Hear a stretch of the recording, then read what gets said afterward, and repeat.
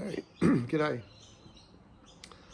I want to talk about absence and alcohol. Two different but related topics.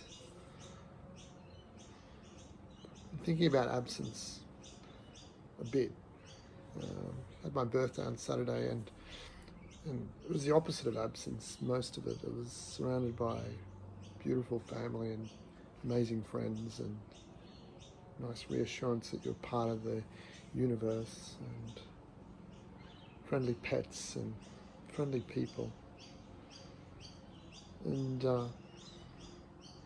day after my birthday, I had a beautiful walk in the city and had a nice swim. I think I walked 18 kilometres, and then I sat down on my own down by the harbour, and the sense of absence after a social time is quite startling this year for me.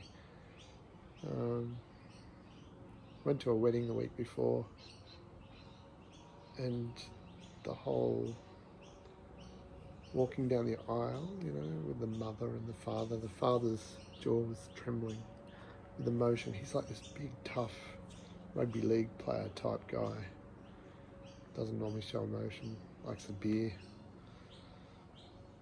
But he was trembling with emotion, and I was just picturing my daughter walking down the aisle, but missing her mum. And I had me in tears.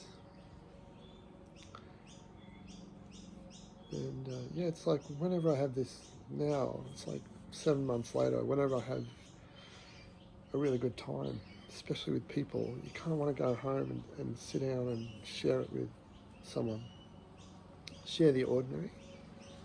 And I guess in reality, there's very few people in this world I would ever dream of doing that with. Sharing the ordinary. Most of them are happy,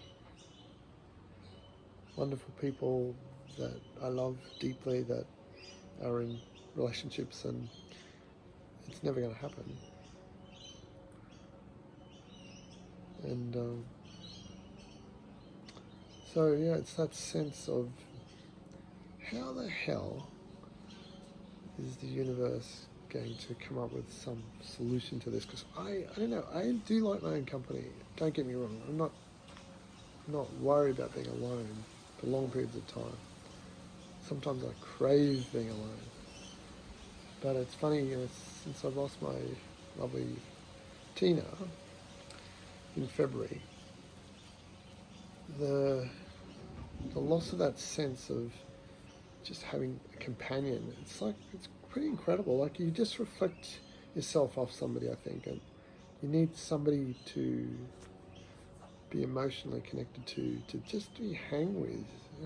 I don't know, maybe it's just that I'm early in my singledom, but I don't know how single people do it. I guess everybody, or to a certain extent, forms those connections that sustain them, and have their routines and have their social routines. And I guess I'm starting to form that, but that sense of having that one person that you share a cup of tea with, have an ordinary chat about ordinary things in their presence. Yeah, I crave that. I crave that connection. And maybe I'm sure it comes. The reason I'm not there and I'm not ready for it is that I'm just not there. I'm not comfortable with myself yet to be able to be comfortable with somebody else. Or I know that I'm of value, and I don't want to just throw myself at the next Tinder date. I'm not even interested in that type of thing at all. For me, romance and love has to be something pretty freaking amazing and natural. And I haven't abandoned hope for that, by the way. But anyway, and then the other topic, alcohol. Maybe that's for another day. But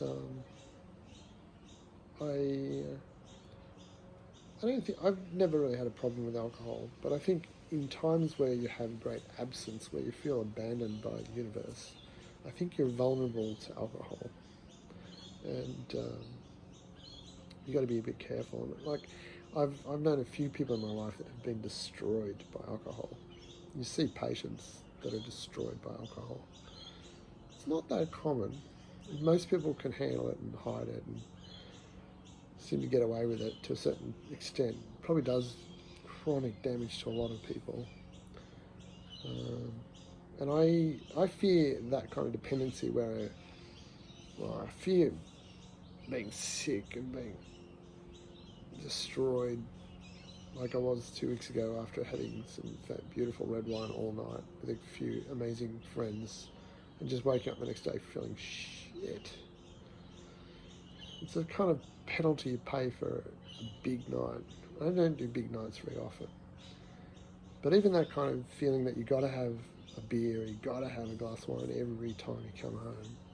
I mean, this year I kind of felt, well, fuck it, it's a shit of a year. It's a COVID year. It's a death of spouse year. You're allowed to have a drink. And generally I do think that's okay. So I actually, after this cup of tea, alone, I might have a beer. Anyway, I'm not sure where this is all going to lead for me. I'm in a funny age. I'm not old. I'm not young. I'm not a party animal. There's no parties to go to anyway. No dancing to be had. I just think something will happen. Something nice will happen.